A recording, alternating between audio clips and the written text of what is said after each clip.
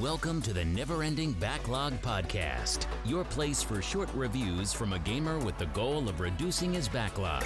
From adventures to sandboxes, join our host as we walk through a collection of unplayed treasures. Now, let's take a look at the featured game of this episode of the Never Ending Backlog. Hello, everybody. Welcome to the next episode of Never Ending Backlog podcast. I'm your host, Zach. And today we're going to kind of switch things up a little bit. I do have a structure of games that I want to play, Monday through Friday, and I try to do it at least a week in advance. It's really not that challenging. What I'll do is I'll go to the next letter in my Steam catalog and choose the first one. However, once in a while, I might make a purchase, or maybe I'll want to, maybe I start playing something, and I'm thinking, man, this is really great. I want to talk about it. So I like to switch it up, and also it keeps me, entertained. If I play a game I want, then it just makes it enjoyable. It's still something new, so I'm still knocking off my backlog, theoretically. And it just makes a more enjoyable process, because there's been times already, I'm not very far into this podcast yet, but there's been times there's like 2 or 3 games that are just nightmares to try to get running. They're, genres that I'm not used to or not really a big fan of. And although I appreciate the development that goes into it, the marketing that goes into it, the entire business aspect and like the whole thought process of and dedication of, I want to build this game about this. I appreciate all of that stuff, but it's taxing when you're playing games and you're not doing it as much for fun anymore. It becomes kind of work. However, I'm actually enjoying this podcast. So, tangents aside, I'm enjoying doing this. It's okay when you're playing a few bad games, because I see a lot of games in my future that I'm going to love. And I've already had a few that I've thoroughly enjoyed. Fear, it was fun jumping into that. I remember wanting to play that when I was a kid and not having the computers to actually do it. So it's been a fun experience getting it to work. I think that's my biggest, most enjoyable passion about this stuff, is the creative technical problem solving of trying to get these things to run. Some of these games were made for Windows 95 or earlier. It's a challenge sometimes to get those to run properly. So it's been a fun experience so far. It's something I'm not going to quit. I'm going to knock it all out. And if I keep buying stuff, well, I'm never going to knock it out at all. So that's cool, I guess. But anyway, I digress. Today's episode, as we're about almost 3 minutes in, today's episode is called Iron Marines. I bought it recently from Fanatical. I think it's on one of their platinum sales where you get to choose the games you want for a cheap price. The graphic style is very similar to a game I love. I absolutely love this game. If you have not played it, get it on console, get it on PC. I recommend console personally. If you like couch co-op or couch games, it's called Awesome Knots. And think of it as like a League of Legends, Heroes of the Storm side view game with cartoon graphics based in space. It's amazing. It's kind of a Saturday morning Ren and Stimpy cartoon as well, in my mind. It's great. My wife and I love this game. It is phenomenal. I highly recommend it. But anyway, the style is very similar to that. Or there's a cartoon animation mod. Well, I guess it's actually a paid revamp that you can buy from Starcraft of a cartoon mode. I think it started off as a mod for Starcraft 2, and then they basically did the cartoon version. I think it was based on actually like a Newgrounds video. Remember that streaming service? I think it's actually still out there. But like the Flash animation comic parodies of Starcraft. But then obviously it was released as an actual paid enhancement you can buy for Starcraft 1, which my buddies and I do. But that's the art style. In fact, it's almost exactly that style. So if that says anything, basically that exact style. The gameplay is a top view RTS strategy game. I like to think of it as a mix between StarCraft and Star Wars Empire at War. So it's not so much a massive base building, it's capturing points and building your crews, and you basically have a certain amount of team members you can drop down to space, or drop down to the planet. So it's very similar to Star Wars Empire at War, actually. Like I said, the game runs really smooth. It's mapped really well. The controls work really, really well. it runs basically like an RTS does. You know, if you've played StarCraft, you've played Age of Empires, you've played any of those games, then you absolutely know how this game runs. It's relatively easy. I like the heroes in the game. So there are heroes that you choose. You choose a hero at the beginning of the kind of when you're in your world selection screen of choosing the next mission. You choose a hero and you get to unlock new ones as you level up as a commander, I suppose. Each hero has special abilities. They're all really funny in my opinion. I think they're actually pretty cool. And I think it's neat. Like I said, I think the heroes are funny. They're very similar. In fact, let me phrase this. They're basically identical to Blizzard's characters. And I'm not just saying StarCraft. There's ape-like scientist that looks just like Winston from Overwatch. There are characters that look like they would be in Warcraft 3, maybe in the Dwarfs. There's just a lot of references to StarCraft. Or Blizzard, sorry. And there's like even a hero that looks just like a Protoss Zealot. And it's like, wow. Okay. Well, really holding on to that Blizzard thing. So maybe they're really big fans of Blizzard. I don't blame them. I am too. Huge fan. So if you like Blizzard's properties and their designs and you like their character schematics, you're really going to like Iron Marines. So overall, I think that part's really cool. The art style is beautiful. Everything is so bright. It's kind of like a Lisa Frank folder. It's exactly what it's like. Bright purples, bright pinks, bright blues, bright greens. Just super bright. Like I said, if you played Awesome Knots, or I hope you take this podcast and just go play the game Awesome Knots. It's very similar to that art style. It's so bright and vivid and colorful and smooth, and it transitions really well. Love it. Something to notice, the details. You should look at the details in the game. There are a ton of them. And they're very small details. So they're kind of like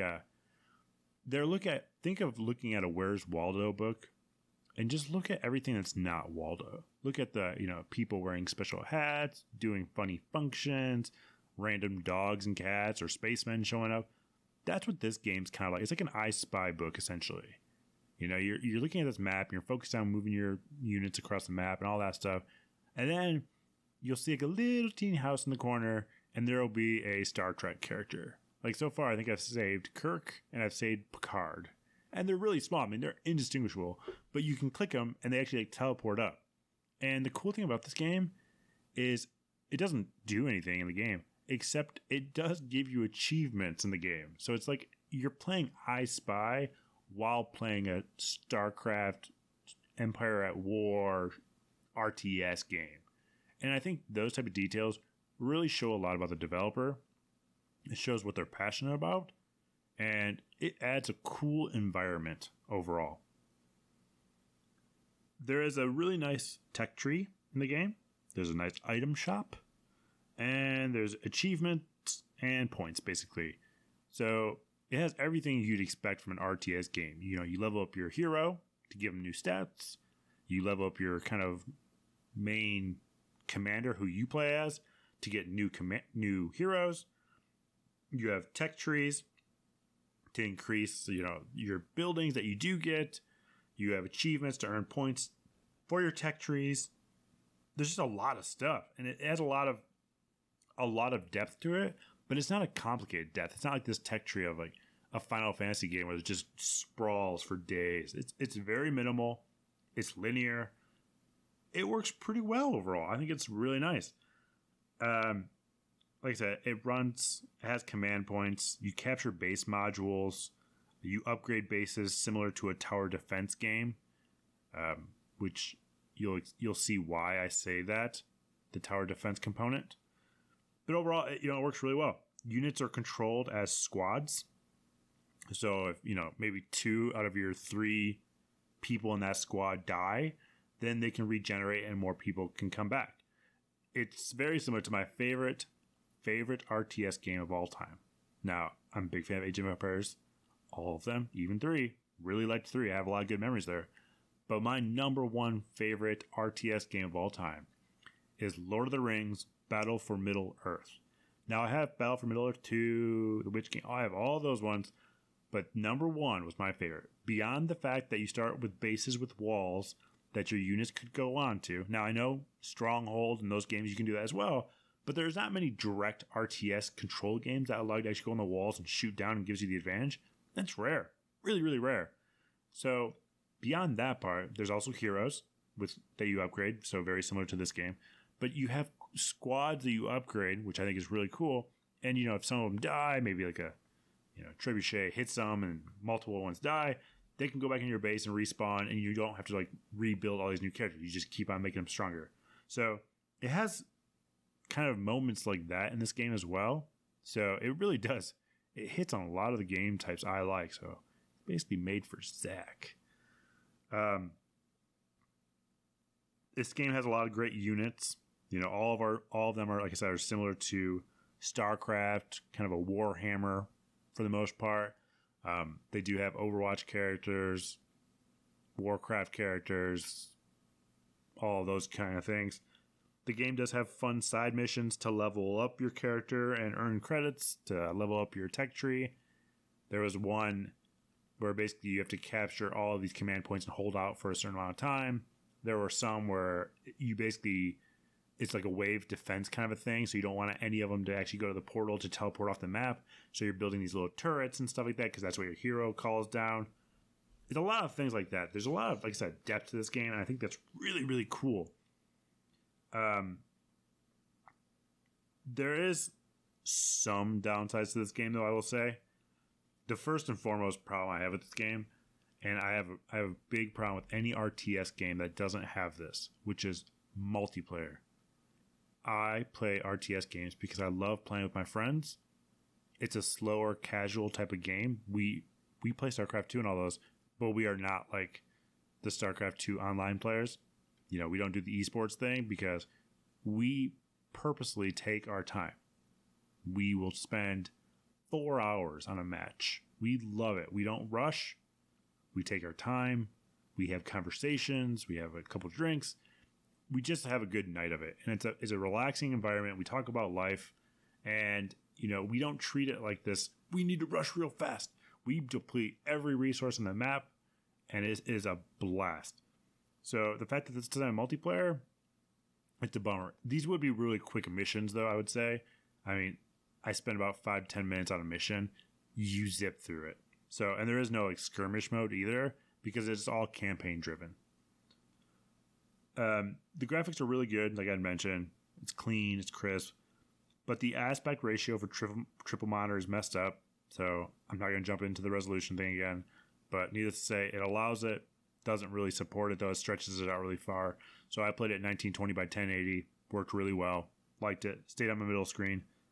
The difficulty ranges wildly. Sometimes there are cannon fodder people running towards you. And then instantly comes like a behemoth creature, but they come in a squad as well. So there's 5 of them on your base. And, there's a mission where you have to build all these bases. You have to capture all these base places and build your towers there. And then when you do that, the minions and all the creatures come and attack your bases and try to destroy it. And if you lose it, you lose the game. And I got all of them, and the very last one I got, and I captured it really quickly. And then instantly there's 40 people around and just slaughtered it within seconds. You're like, man, this really stinks. So it does ramp up really crazy. The developer is Ironhide Game Studio. And the reason this is important is they make the game called Kingdom Rush as well, which is a tower defense series. It came out on mobile. I think I actually have it on Steam because I got it from Humble Bundle. I know it runs on Android. It's a really popular tower defense series. So you can see those influences with this game. I think that's really cool. There's definitely parts of that, gameplay mechanics that they put into this game, which makes it really fun, really addicting too. It was released in 2019. The historical low for this game is $4.49. The current best is $14.99. However, like I said, I just purchased mine on Fanatical. I'm not sure if that sale is going to be going on by the time you hear this. I think I got it 5 games for $10, so about $2 a game. Well worth it. I would honestly pay $15 for this game if I probably would have known more about it. I didn't see this highly featured on Steam, so I probably never would have noticed this game. So I'm really grateful for Fanatical to actually introduce me to it. But overall, so Iron Marines, really fun game. If you like top view RTS, Star Wars Empire at War, Tower Defense, Heroes of the Storm, Awesome Knots, really any of those games, I think you're really going to enjoy this game. It's a fun one that you can kind of zone out and play. People do say it gets repetitive, but, most tower defense games get repetitive too, in my opinion, but they're still enjoyable. It's a fun one to jump into if you don't want something super serious. The fact that it is offline does have some benefits, since you're not playing with people that are just going to rush you. If you just want to enjoy a game, I highly check it out. So, Iron Marines, available on Steam, developed by Ironhide Game Studio. And remember, when you're in the game, keep an eye on the Easter eggs. So, have a great day. I will talk to you soon.